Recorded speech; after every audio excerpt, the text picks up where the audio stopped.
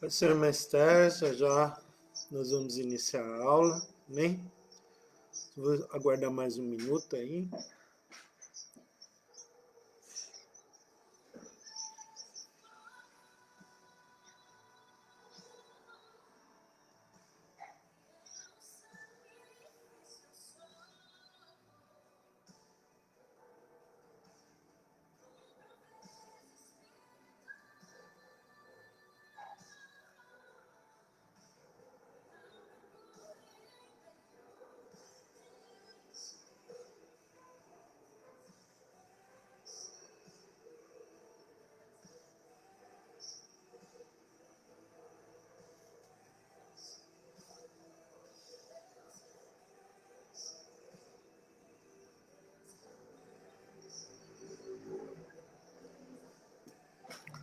O óculos às vezes eu uso, às vezes não.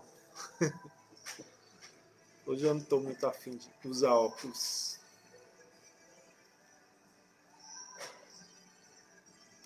Deus irmãos, já temos 5 irmãos, glória a Deus. Ou 5 pessoas, porque eu publiquei na minha timeline, então tem pessoas que também não são da igreja, que devem estar me assistindo, amém?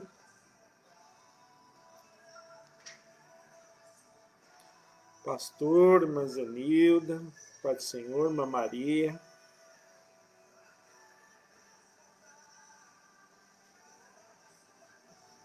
Glória a Deus. Vou avisar aqui a Simone que eu já coloquei lá no grupo. Já colocou? Irmãos, então vamos lá, já 6 pessoas, já estou com quórum aí privilegiado. Vou desligar aqui a música. E vamos então iniciar a aula. Irmãos, nesse trimestre nós não temos revista da CPAD. CPAD, em razão da pandemia, ela não publicou revista para esse trimestre e nos deixou livres para fazermos nossas próprias escolhas em relação à escola bíblica. Então, a nossa sede lá na Vila Madeiral, através do pastor Júnior, escolheu um tema para o trimestre que é a evangelização. O tema do trimestre é o desafio da evangelização. A evangelização realmente é um desafio, muito mais agora com a pandemia. Nós estamos em uma situação mais complicada para evangelizar, visto que nós não podemos nem sair de casa. Então, como que nós vamos evangelizar? Então, será um trimestre muito bom para nós produzirmos essa ação que é instigada pelo Espírito Santo em nossas vidas e uma determinação bíblica. Nós devemos evangelizar. Deus, ele não precisaria do evangelismo humano porque ele é Deus. Mas nós vamos ver algumas bases aqui bíblicas e teológicas do porquê que Deus ele determinou essa ordenança para nós cristãos. Amém? Então é uma ordenança, nós devemos evangelizar. E para evangelizar, nós temos que entender e aprender algumas coisas, e nós vamos ver nesse trimestre o desafio da evangelização.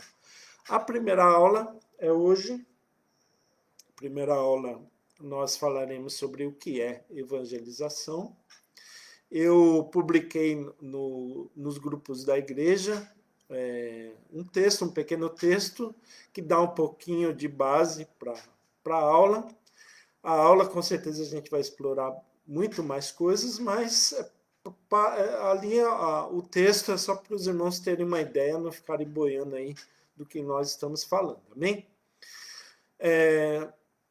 Para essa aula, eu usei algumas referências. Nós temos uma revista de um trimestre, eu não me lembro bem do trimestre, acho que foi o segundo trimestre de 2016. O tema era o que é evangelização, era o desafio, né, da evangelização, comentarista Cláudio Honor de Andrade. Então, os irmãos que tiverem essa revista podem usar também, podem ler, que está dentro do assunto que nós estamos abordando.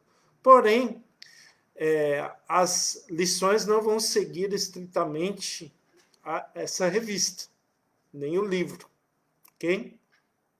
O pastor Júnior é que está elaborando, então eu vou me sujeitar ao que ele está determinando.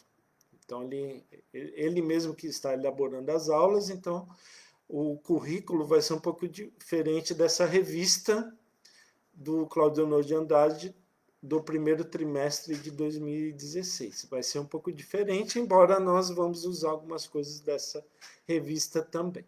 Ok? Pessoal, então a lição hoje é a primeira, o que é evangelização. Nós vamos entender essa questão. Antes de iniciarmos, vamos então abrir a Bíblia em Gênesis, capítulo 1, do 26 ao 30. Famosa passagem da criação.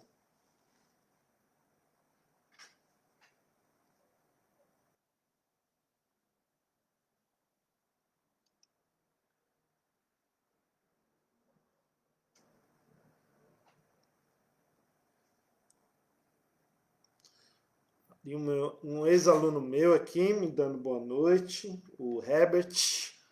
Eu lembro que ele era São Paulino, faz tempo já que ele saiu. Hoje eu vejo que ele é um ativista ali do Parque do Riso, né, no Embu. Então, uma pessoa aí de um caráter extremo, que foi meu aluno, que está aqui me saudando aqui. Muito obrigado pela saudação aí do meu amigo e ex-aluno Herbert Mestienne.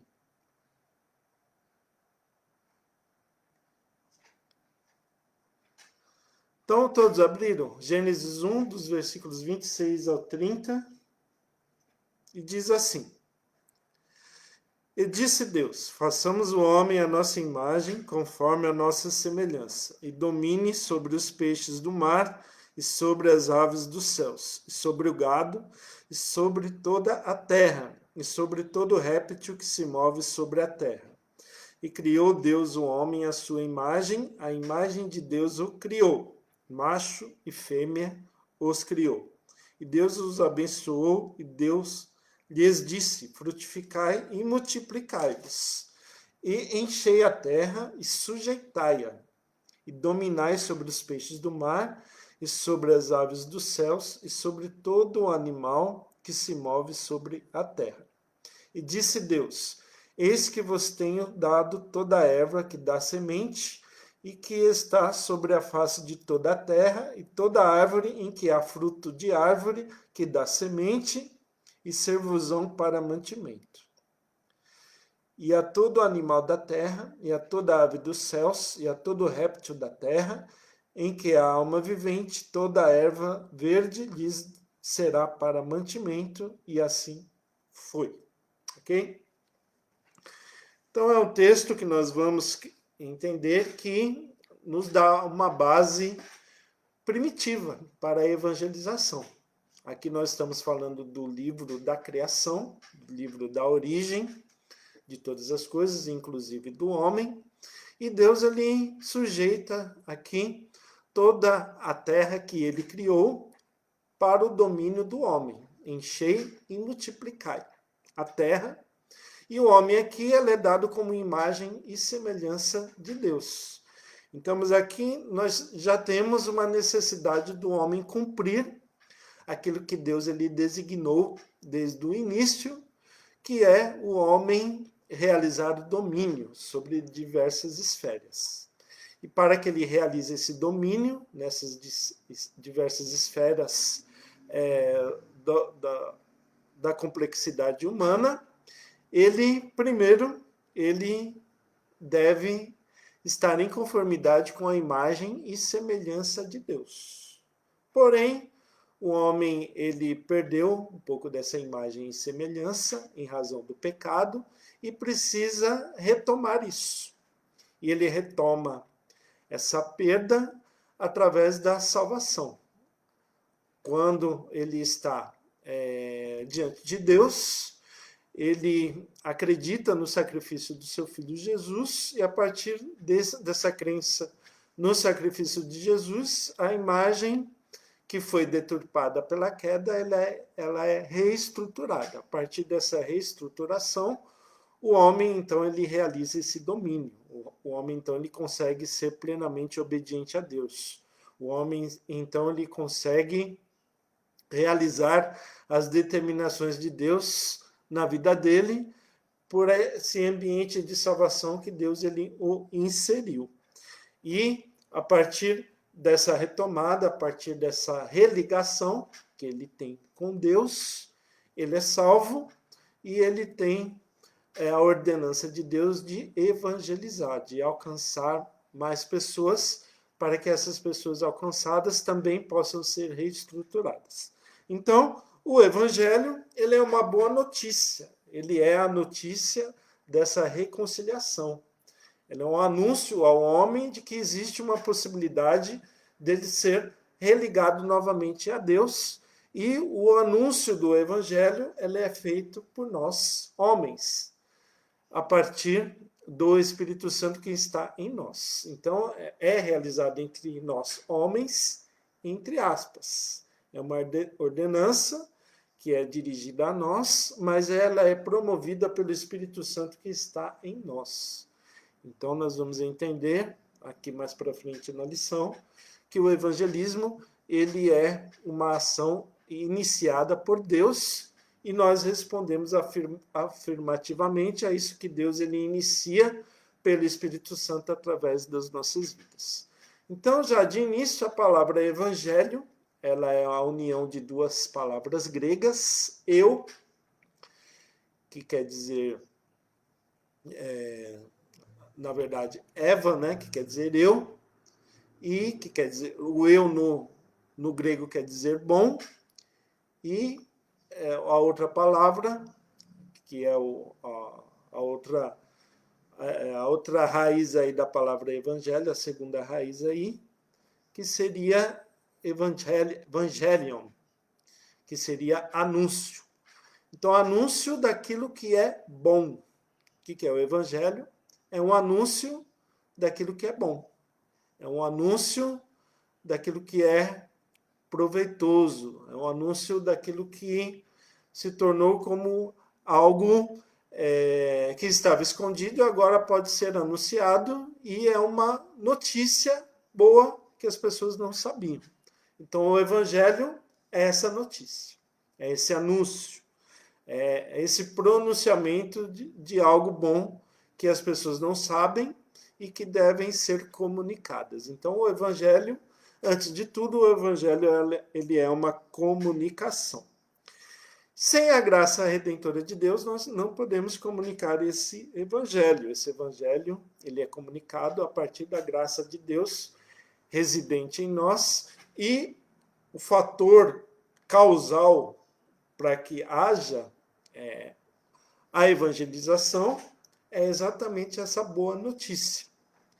E essa boa notícia gerada pela graça de Deus na vida das pessoas. Então, é a graça de Deus a motivadora primordial para que exista essa comunicação do evangelho.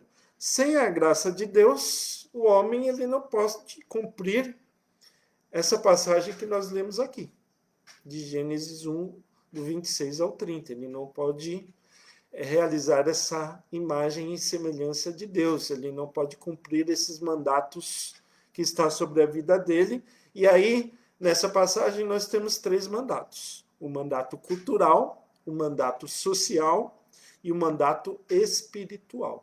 O homem tem que cumprir esses 3 mandatos para glorificar a Deus. E onde ele vai glorificar a Deus?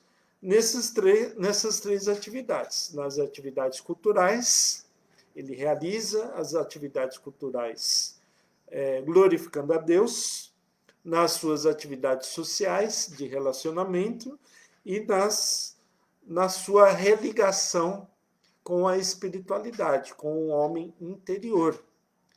Todo esse relacionamento ele é feito para cumprir esse mandato, que é um mandato de glorificação a Deus. Então, ao estarmos na queda, não seria mais possível realizar todos esses mandatos. Quem realizou a queda foi Adão. E então não teria como mais o homem realizar essa glorificação de Deus, porque ele está em queda, porque ele caiu no pecado. Então, nós vemos que existe uma distância inicial entre o homem e Deus, existe uma distância entre o ser do homem e o ser de Deus, e essa distância ela só é reparada a partir do anúncio do Evangelho. E é uma distância grande, é uma distância tremenda, é uma distância que só pode ser encurtada com o homem recebendo a Deus em sua vida. Porque o homem, como nós vimos aí na passagem, ele foi feito para glorificar a Deus, e o homem, ele foi posto por Deus na terra para obedecê-lo. Aqui no ato da criação, o homem ele andava com Deus. Adão e Eva eram totalmente íntimos de Deus. E a partir do momento em que o pecado ele foi gerado na humanidade, houve essa ruptura, houve esse distanciamento. E o homem ele não tem como ele mais obedecer a Deus pelas suas próprias forças. Nada pode fluir de Deus, do homem, como bem-aventurança e recompensa. O homem ele já não é visto por Deus como bem-aventurado a partir do pecado na vida dele, e dessa forma Deus não pode recompensá-lo, em razão dessa ruptura, em razão dessa queda. E, em razão dessa condescendência de Deus, em razão dessa voluntariedade de Deus em gerar um movimento de salvação em favor da humanidade, nós podemos, então, retomar essa obediência, retomar o cumprimento dessa passagem, a partir dessa regeneração que o Espírito Santo ele realiza em nossas vidas, iniciada pela comunicação do Evangelho, pela qual nós recebemos e geramos vida espiritual dentro do nosso ser. Então, o primeiro pacto foi esse pacto aí. Os teólogos chamam de pacto de obras, porque era um pacto voltado à obediência do ser humano pelas obras dele mesmo, pelas obras boas do ser humano. E nesse primeiro pacto, que é o pacto da lei, Deus ele prometeu vida no pacto da lei a Adão e a sua posteridade, através de uma perfeita obediência ao seu Criador, através da lei. Então, esse primeiro pacto, a primeira proposta de salvação que Deus ele gerou na humanidade, o proto-evangelho, ele foi feito em direção a Adão, e onde Deus ele esperava o cumprimento da lei. Porém, era um pacto de obras, era um pacto em que o homem ele deveria construir essa obediência a partir dos seus próprios desejos, a partir da observância das leis ali de Israel.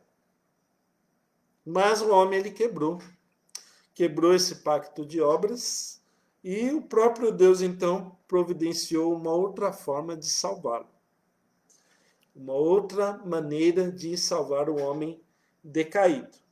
E em razão do homem ter sido incapaz de ser obediente a esse pacto da lei, a esse pacto de obras, o Senhor ele configurou um novo pacto, um novo acordo.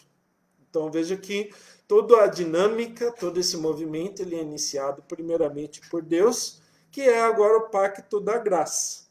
E aí, Deus ele oferece livremente aos pecadores a vida e a salvação em Jesus Cristo. Então, esse novo pacto, que é o pacto da graça, ele tem como mediação não mais a lei, mas sim Jesus Cristo, que foi o homem que cumpriu toda a lei. Então, o homem ele precisa agora ter fé plenamente em Jesus, para que possa receber a vida eterna, para que possa ser ordenado a ele a presença do Espírito Santo, e aquele que crê, o Espírito Santo então passa a habitar nessa vida. Então veja que é uma nova intermediação, é uma nova configuração, é uma nova conjectura em que o homem ele não está sozinho, em que o homem ele não dispensa uma sinergia a partir dele mesmo, mas é uma sinergia feita a partir de um mover do próprio Deus na vida dele. Então, isso nos dá base para afirmar que o homem, que todo homem que não crer no Filho de Deus como seu Salvador, está debaixo do pacto de obras, que é o pacto da lei. Ainda ele deve obediência a Deus, ainda ele tem que observar que ele está rompido em relação a Deus, mas ele deve voltar a esse princípio inicial lá do capítulo 1 de Gênesis que nós lemos, que ele é a imagem e semelhança de Deus. Então, o homem que não recebe a Cristo, ele ainda é a imagem e semelhança de Deus, ele ainda está sobre a sujeição de Deus, e ele será julgado por Deus a partir das obras, que é insuficiente. Então, o julgamento dele será de condenação, porque pelas obras ele não vai conseguir agradar a Deus se ele não aceitou a Jesus Cristo como suficiente salvador de sua vida. Então, se ele está no pacto da lei, ele não pode mais cumprir esse pacto, ele não está redimido a partir do pacto das obras, a partir do pacto das leis, ele está destituído da glória de Deus, como diz a passagem da Bíblia, em Romanos 3:23, pois todos pecaram e estão destituídos da glória de Deus, porque o pacto das obras, o pacto da lei, ele é insuficiente para nós nos achegarmos a Deus novamente e cumprirmos aquelas ordenanças que nos foram direcionadas ali na passagem do capítulo 1 de Gênesis, em que diz que nós somos imagem e semelhança de Deus e nós devemos sujeitar todas as coisas a nosso favor para a glória de Deus. Estamos destituídos da glória de Deus. E o homem, então, está condenado, porque a lei ela vai exigir essa obediência e o homem não terá como dar essa obediência de uma forma que satisfaça a Deus, e aí ele estará condenado, como vai dizer aqui na passagem de Tiago, capítulo 2, versículo 10. Pois quem obedece a toda a lei, mas tropeça em apenas um ponto, torna-se culpado de quebrá-lo inteiramente. Então, o homem que se distancia de Jesus, que não aceita o sacrifício de Jesus, ele está dizendo, mesmo que não queira dizer, mas ele está dizendo a Deus que ele está sob a lei. Ele está sob a lei, e a lei ela é exigente. A lei ela é uma norma. Então, a lei ela pede obediência e ele não pode dar porque ele é pecador. Então, a maior tarefa da igreja é glorificar a Deus entre todos os povos, porque ela não está mais sobre esse pacto da lei, sobre esse pacto das obras, e aí, por ela não estar dentro dessa sujeição à lei, ela ter sido alcançada pelo sacrifício de Jesus, e ter aceito esse sacrifício, agora a maior tarefa dela é glorificar a Deus, como está lá na passagem de Gênesis que nós lemos, e ela glorifica a Deus mediante a evangelização. A evangelização é uma ordenança e é uma glorificação a Deus, porque a evangelização é um meio para que essa glorificação de Deus ela aconteça em meio aos povos. E Deus ele ordenou já essa evangelização desde a eternidade. É um decreto também de Deus a evangelização, porque é um decreto que glorifica a natureza do próprio Deus. Na teologia, esse pacto é chamado de Pactum Salutis, ou Pacto da Salvação. Então, a evangelização, como vai dizer Calbart, é uma missio Dei, ou seja, ela é algo inerente ao próprio Espírito Santo, porque vem desde a eternidade. Desde a eternidade já foi configurada pela Trindade o objetivo da evangelização, ou do evangelismo. Então, as três pessoas na Trindade já tinham esse plano.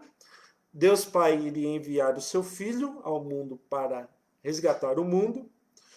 Deus Filho, que é Jesus, haveria de vir voluntariamente e tornar-se merecedor da salvação, porque ele conseguiu cumprir a lei por sua obediência, e uma obediência que lhe custou a vida, foi uma obediência até a morte. E Deus, o Espírito Santo, aplicaria essa salvação aos pecadores, instituindo nos pecadores a graça salvadora ou graça renovadora. Amém? Então é algo já estabelecido desde a eternidade para que a glória de Deus ela fosse possível. E a pregação, ela é um meio. Então veja aí o evangelismo aparecendo. A pregação ela é um meio, ela é uma comunicação em que o pecador é levado à fé pelo Espírito Santo, porque a pregação ela é um instrumento do Espírito Santo, feito através do homem, para que seja proclamada a verdade do cristianismo bíblico. Então, nós glorificamos a Deus pela evangelização. Pela evangelização. Não somente porque a evangelização é um ato de obediência, como nós temos lá em Marcos 16, versículo 15, onde Jesus vai nos ordenar a ir até os confins do mundo e pregar essa palavra. Então, ela é uma ordenança do próprio Jesus, mas ela não é só esse ato de obediência, é uma ordenança, porque é uma glorificação a Deus. Nós colocamos a Deus diante de uma possibilidade de ser glorificado, a partir dessa restauração que ocorre na vida do pecador, e porque no ato da pregação nós estamos contando ao mundo grandes obras que o Senhor ele tem realizado no mundo através das nossas vidas. O poderoso mover de Deus em nós é contado para o mundo. Nós tornamos conhecidos as maravilhas de Deus diante do mundo a partir da pregação. E, em razão disso, Deus ele é glorificado. Então, é um ato de glorificação. Quando nós estamos evangelizando, nós estamos adorando e glorificando a Deus. Nós estamos expressando o nosso amor a Deus. Ninguém evangeliza sem ter amor a Deus. Não temos como evangelizar alguém se nós não temos plena confiança, pleno amor a Deus. Se nós não irradiarmos ao mundo a luz de Deus através das nossas vidas. Nós temos que brilhar. A luz de Deus deve brilhar em nossas vidas, por isso é uma expressão de amor ao Senhor, para que outras pessoas possam desejar isso que nós desejamos em um momento de nossas vidas, para que essas pessoas possam se sentir atraídas, possam se sentir motivadas a doarem as suas vidas a Deus, assim como nós fizemos em um momento de nossas vidas. E aí sejam alcançadas essas pessoas com as verdades eternas do Evangelho de Cristo. Então, no Evangelho, nós proclamamos o amor de Deus ao mundo de forma clara, de forma comunicativa, de forma plena, e nós mostramos tudo isso dizendo que esse é o único caminho da salvação, que não há outro caminho, não há outras alternativas. Esse é um caminho que assegura a vida eterna, a vida das pessoas, a todos quantos se arrependerem e crerem no sacrifício de Cristo. E por isso essa salvação ela deve ser anunciada a todos os homens, porque essa salvação ela é um caminho único, não há outros caminhos. Dentro de tantos caminhos aí que a humanidade inventa, que a humanidade cria, nós temos que comunicar à humanidade o único caminho verdadeiro, porque as pessoas não conhecem. E possam, então, terem conhecimento dessa misericórdia, tenham conhecimento dessa ação do Santo Espírito para a vida dessas pessoas, que é exatamente a dádiva de Deus na vida dessas pessoas. Então, nós vimos até aqui que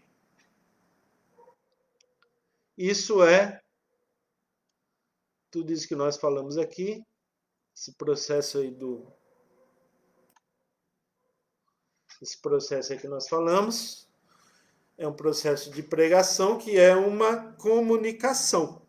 Se é uma comunicação, existem o comunicador e o ouvinte da comunicação que está sendo oferecida. Se há dois polos aí, né, nesse relacionamento, um comunicador e aquele que está recebendo a comunicação, o ouvinte, Paulo, quando ele perguntou aos Efésios se eles haviam recebido o Espírito Santo, ele teve uma resposta, e uma resposta que revela do ouvinte um problema, um obstáculo. Qual que é a resposta que ele teve dos ouvintes de Éfeso?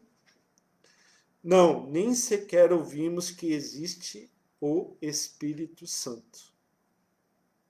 Então, eles não sabiam dessa realidade, eles não tinham conhecimento, eles não tinham noção do que é esse negócio de Espírito Santo.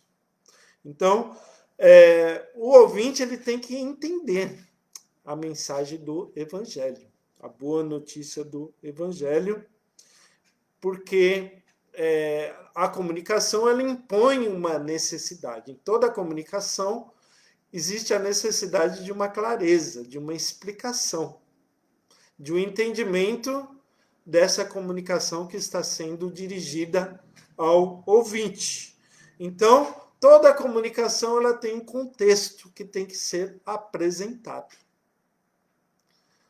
Então, o pregador do evangelho, aquele que evangeliza, aquele que prega a palavra de Deus, ele precisa conhecer o objeto que ele está levando ao ouvinte, que é o próprio evangelho, que é o conhecimento de Deus, que é a doutrina de Cristo para a vida dessas pessoas, no caso dos ouvintes que estão recebendo essa novidade.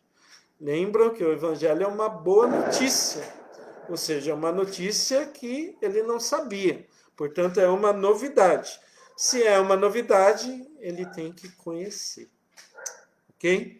Então, na evangelização, nós falamos de um Salvador, Jesus Cristo, mas temos que explicar quem é esse Salvador, Jesus Cristo. Qual é a razão disso? Qual é a razão de Jesus ele ter morrido por nós, qual é a razão da existência dessa salvação?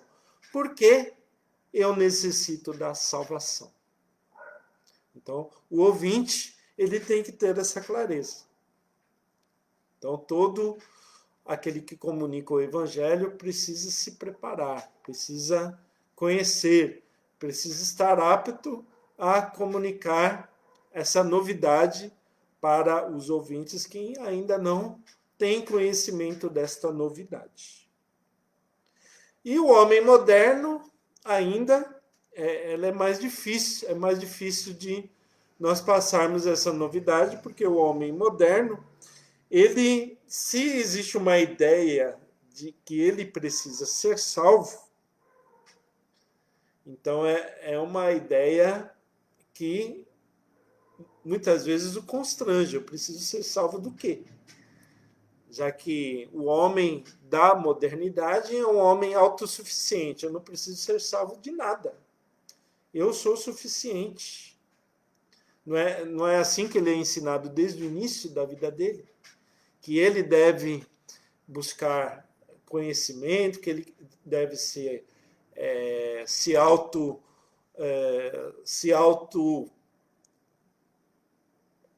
autopromover, se autodesenvolver, que ele é o poderoso? Ou, pelo menos, que ele pode ser o poderoso se ele utilizar direito as armas intelectuais da modernidade? O homem da modernidade ele é ensinado assim. Então, a mensagem da salvação é uma mensagem estranha a ele.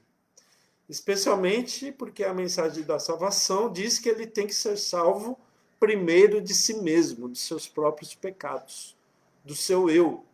E o homem moderno, ele tem o eu como extrema valorização. Esse é o discurso da modernidade. Colocar em valorização o eu. Nietzsche, o filósofo que é um dos pilares do pós-modernismo, ele diz que não existe uma moral externa ao indivíduo, não existe uma virtude externa ao indivíduo, não existe bondade, não existe santidade, não existe nada exterior ao indivíduo. O indivíduo, ele procura a virtude nele mesmo. Ele está apto a buscar uma virtude dentro dele mesmo, olhando ele mesmo. Essa é a mensagem da modernidade. Então, se eu vou dizer a ele que ele precisa ser salvo, ele vai achar estranho e vai achar que é uma mensagem que está o fragilizando, que está colocando fraqueza na vida dele, como é a filosofia de Nietzsche, que ele vai dizer sobre o super-homem. Quem é o super-homem? Esse que consegue achar potencialidades, virtudes nele mesmo para se tornar um super-homem. Ele não precisa buscar fora.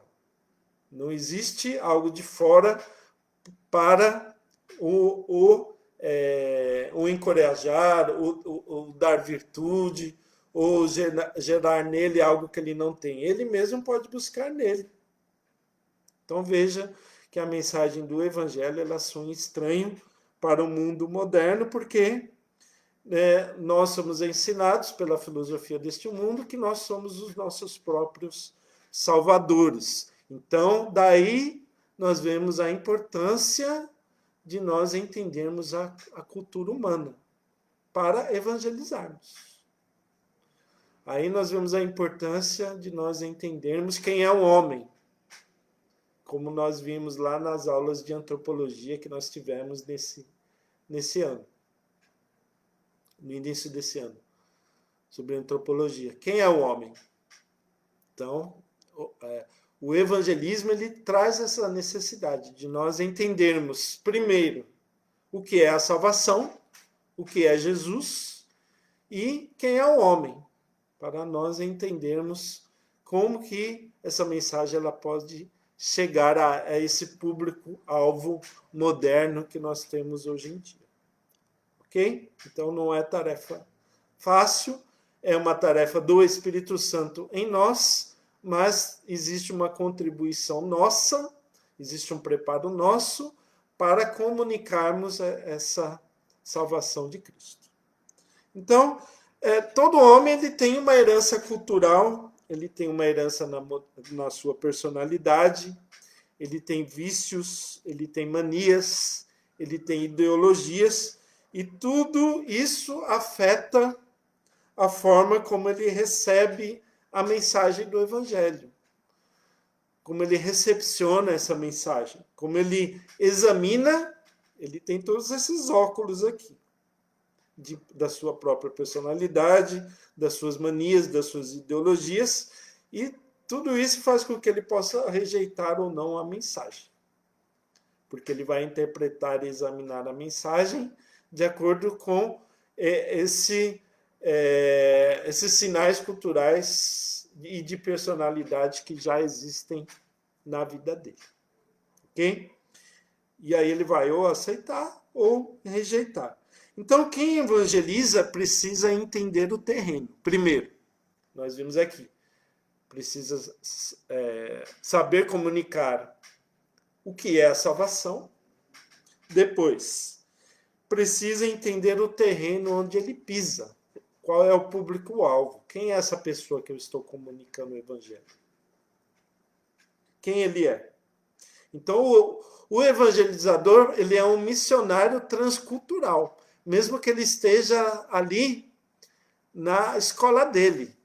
Ele começa a falar do evangelho, ele já é transcultural, porque ele está já ali rompendo as barreiras culturais das pessoas que estão ouvindo ele. Porque o evangelho ele é uma contracultura. O evangelho é uma cultura que confronta o pecado. E aí, então, o evangelizador já é transcultural. Ele já está em processo de rompimento da cultura existente ali no ambiente em que ele está evangelizando. Então, ele já é um estrangeiro. Na casa dele, ele já pode ser um estrangeiro em relação às pessoas ali que ele se relaciona e que não conhecem o evangelho. Por isso, o evangelista ele tem que aprender novas línguas, aprender novas culturas. O evangelho ele tem que ter essa contextualização. Amém? Não é que o evangelista ele tem que conhecer o mundo para se tornar como o mundo para que a mensagem ela possa ser facilitada. Não, não é isso. Ele tem que conhecer o ouvinte dele. Tem que conhecer o ouvinte dele para que ele tenha alguma audiência, para que ele possa ser ouvido, senão ele será rejeitado. Ok? Então, não há possibilidade de uma mesma mensagem para diferentes ouvintes. De uma mesma, aliás, a mensagem ela é a mesma, o evangelho da salvação. Mas essa mensagem que é a mesma, ela pode ser comunicada de diversos modos, não de um único modo, não de uma mesma maneira, porque há tipos diferentes de audiência. Então, ele precisa ser hábil a comunicar essa mensagem para católicos, para hindus, para muçulmanos, para marxistas, para filósofos, para geógrafos, para pessoas que não têm conhecimento, para pessoas que têm conhecimento, para estudados, para indoutos. Ele tem que ter habilidade para comunicar a mensagem para diversos estilos de pessoas, para diversos níveis culturais. Então, não há lógica para um discurso monocromático, um discurso feito de um mesmo estilo, de uma mesma maneira, porque o evangelho ele propõe um choque. Ele é um choque de visão. Ele é um choque de visão.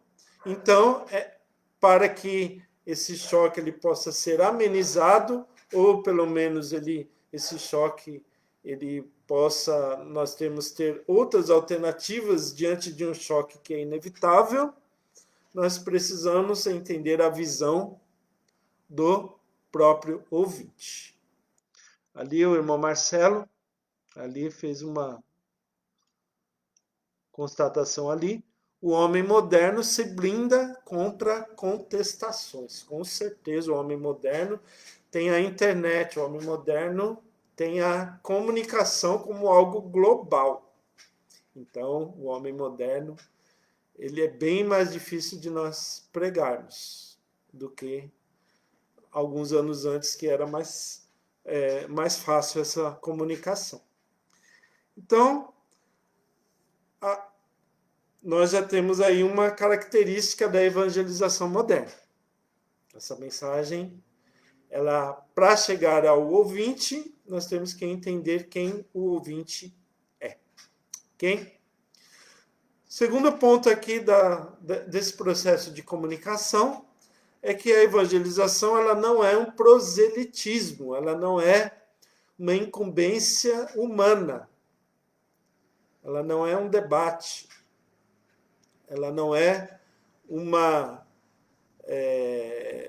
racionalidade humana para que ela possa chegar. A pregação do Evangelho ela é inteiramente dependente da graça de Deus para nós cumprirmos lá o mandato que nós vimos lá no início dessa aula. Ela é uma promoção de Deus, é um anúncio em que é realizado por nós, mas de algo que foi estabelecido desde a eternidade. Portanto, é algo estabelecido desde a Trindade. É um pacto, ok? Que Deus já havia feito nas três pessoas da Trindade. Então, é algo motivado por Deus. O evangelista, que é todo cristão, ele é um evangelista, porque é da própria natureza do Espírito Santo. Todo cristão deve entender que o impacto da mensagem não depende dele. Não depende dele, porque é o Espírito Santo que vai convencer o homem do pecado, da justiça e do juízo. É uma ministração do Espírito Santo, embora nós tenhamos que nos preparar para que essa comunicação ela seja clara, ela seja contextualizada com a própria vida do ouvinte. Quem vai convencer o ouvinte é o próprio Espírito Santo. Então, a pregação ela não é um jogo de convencimento. Você não precisa ser uma pessoa chata ali, né? Martelando. O cara já rejeitou e você ali tentando convencer, porque não é um convencimento. Nós lançamos a semente e, de repente, não somos nós que vamos colher essa plantação. Será outro agricultor. Porque a lavoura ela provém de Deus. Amém? Então, não é um processo de convencimento, não é uma disputa retórica e não é um debate. Embora muitas vezes exista o debate, exista a retórica, mas não é isso o fator preponderante. O fator preponderante para que nós tenhamos êxito na evangelização é o mover do Espírito Santo através das nossas vidas e uma mensagem embalada de misericórdia. Porque o anúncio do Evangelho, ele é, antes de tudo, uma mensagem de misericórdia, uma mensagem amorosa, uma mensagem de salvação, uma mensagem que pretende que o homem ele possa se abrir para esse amor. Então, a mensagem de amor. Então, o Evangelho, ele é uma mensagem de amor, ele não é uma ideia de prateleira. Então, lá eu tenho na minha prateleira, aqui eu tenho o Evangelho. Isso aqui também funciona. Ele não é uma ideia de prateleira nas ideologias já existentes no mundo, mas uma fé existente entre os inúmeros tipos de fé existentes nas crenças religiosas. Ele não é a ideia melhor ou não é a ideia mais adequada. O Evangelho não é isso. Ele não é uma pluralidade de ideias já existentes no mundo. Quando Paulo ele foi confrontado com a realidade de pregar na Grécia antiga, onde a filosofia grega é que tinha muitos adeptos, é que circulava muitos conceitos filosóficos, e circulava uma pluralidade de tanto de ideias como de religiões. O que Paulo ele fez? Ele tomou o cuidado de mostrar que a essência dessa própria busca que eles estavam fazendo ali, essa busca religiosa e filosófica que eles faziam, era satisfeita em Cristo. Então ele não se opôs a esse desejo de conhecimento que os gregos eles tinham, esse desejo de ser penetrado por um Deus, de ter um relacionamento com um Deus. Paulo ele viu nisso o próprio desejo de ser preenchido por aquilo que eles desconheciam, que era o próprio Deus verdadeiro. Então o apóstolo ele utilizou a figura do Deus desconhecido. Então ele utilizou a própria curiosidade, esse próprio desejo ontológico, esse próprio desejo existencial presente na vida de qualquer pessoa, para direcionar esse desejo para o alvo correto. Então nós não precisamos falar contra a religião de ninguém, contra a ideologia de ninguém. O que nós podemos é encaminhar esse desejo já existente em todas as pessoas para o alvo correto, que é o próprio Deus. Então, ele, a partir de um discurso muito sábio, ele encaminhou esse desejo já existente ali nos gregos para que eles pudessem conhecer o Deus verdadeiro, que era o Deus desconhecido que eles estavam ali tateando. Então, ele mostrou justamente que a fé do homem sem Deus só encontra sentido, só encontra completude, só encontra preenchimento quando ele tem um encontro com o Senhor do universo. Então, ele não foi contra nada. Ele só encaminhou aquele desejo que já existiam neles, mas que estava meio sem direção. Então, o evangelista cristão ele não apresenta a fé como algo estranho ao ouvinte, como um gueto, né? Eu não vou falar da minha fé dizendo que na Assembleia de Deus tem usos e costumes. Isso vai soar estranho para o ouvinte. Eu não vou ao ouvinte dizendo que ele precisa parar disso ou parar com aquilo, porque isso vai soar estranho. Eu vou exatamente pregar Deus e colocar aqui, ó, é isso que você está procurando que você não achou, está aqui, ó, é isso. Você encontrou. Ok? Então, o evangelista ele promove um encontro com o desejo mais profundo da alma das pessoas com o próprio Deus verdadeiro. É um encontro, é isso que nós devemos ter como tônica no nosso evangelismo. Promover um encontro entre o homem e Deus. E evangelizar não é brincar de falso profetismo. No meio evangélico tem muito fundamentalismo. É o fundamentalismo protestante. É um discurso inflamado de moralidade, como se fosse o Antigo Testamento. Eu vou denunciar o pecado da humanidade.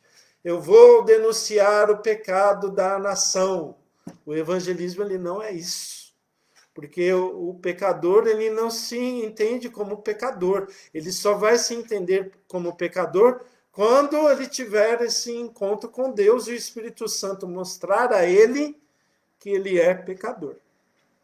Então o evangelismo ele não é uma possibilidade de nós estarmos pregando sobre moralidade e bons costumes. Não é isso. Evangelismo não é isso. Ok? Então, nós não estamos na dispensação da graça. Nós não estamos na dispensação do Antigo Testamento, que tinha todo aquele profetismo, que o profeta ele fazia parte ali até da cúpula política.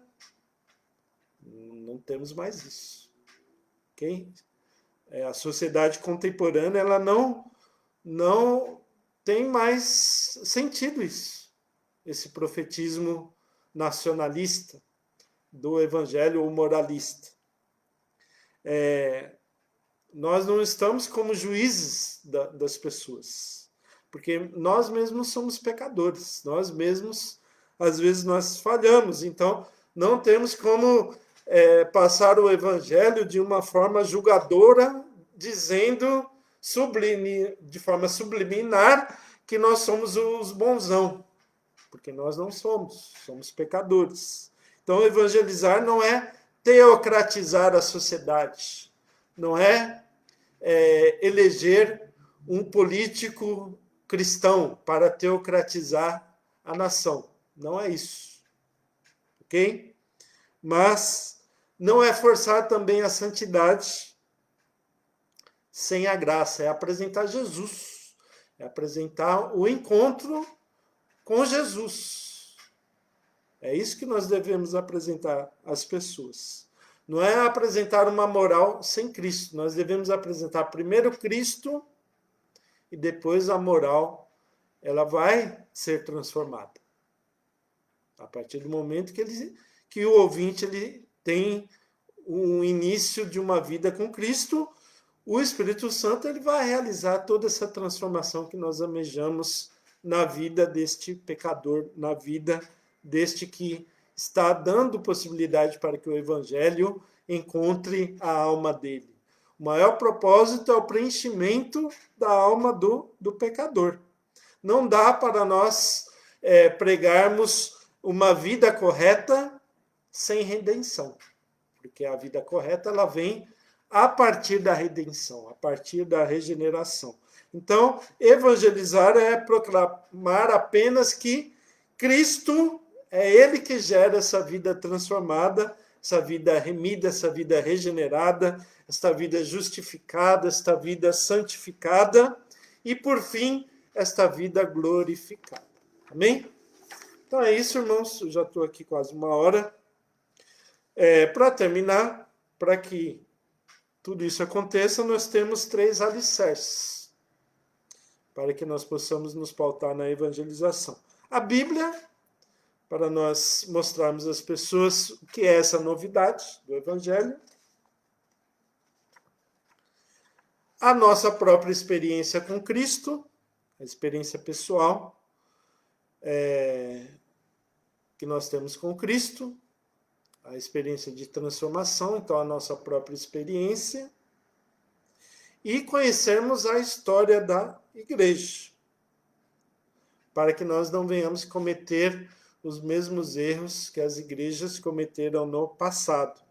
A igreja, ela pode promover guerras, ela pode promover cruzadas, ela pode empreender conquistas políticas, e no Evangelho não é nada disso.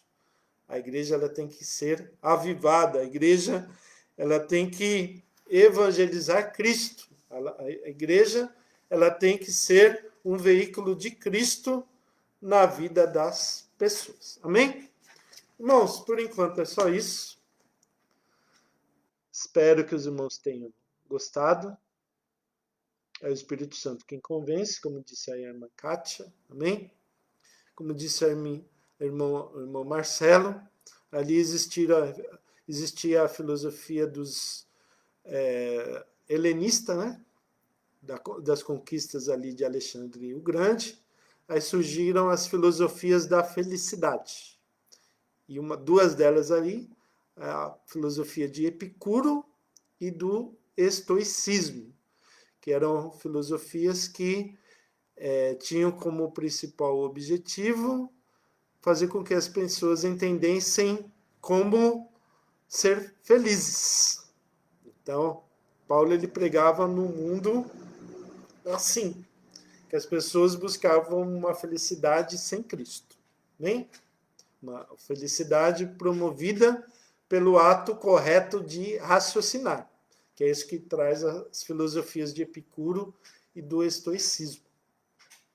Claro que o ato de raciocinar ele é muito bom, ele traz raciocinar bem.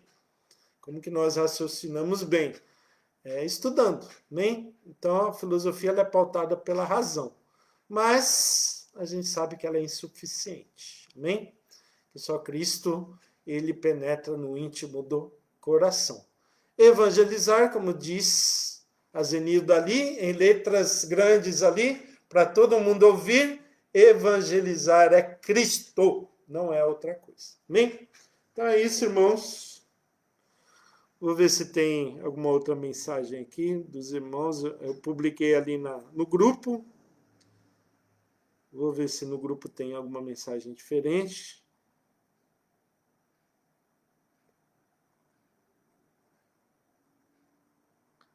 Não tem. Amém? O pastor não fez pergunta. O pastor deu uma sumida aí, tá escondidinho. Amém. É isso, irmãos. Amanhã, então, já deu uma hora aí de transmissão, né? Amanhã, então, nós teremos a continuidade dos nossos compromissos com Cristo.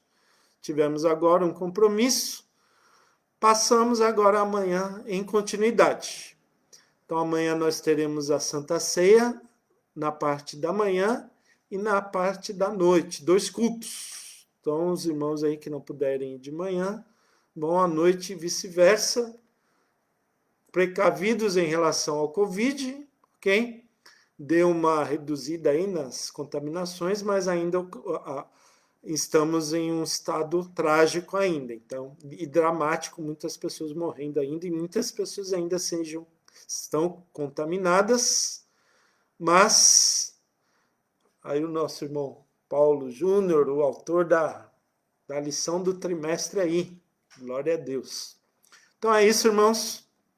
Estejam aí plenamente precavidos em relação ao Covid, porque é uma situação trágica e dramática pela qual todos passamos, e o cristão ele não está numa bolha, ele também pode ser atingido pelas enfermidades naturais que acometem o mundo. Mas vamos crer em Deus aí e tomar as precauções necessárias. Amém?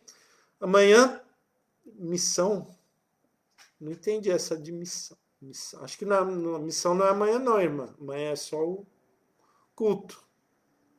Amém? Mas qualquer coisa eu aviso no grupo. Então amanhã é Santa Ceia, ok? De manhã. E à noite também, os irmãos aí, de manhã 9h30 e à noite às 18 horas. Que os irmãos escolham aí o melhor momento para estarmos amanhã louvando e glorificando o nome do Senhor em nossas vidas. Amém? É isso. Então, bênção apostólica. Muito obrigado aí pela presença de todos. Que o grande amor de Deus, a graça salvadora de Jesus e as ministrações e consolações do Espírito Santo estejam com todos. Todos digam amém. Até amanhã, em nome de Jesus.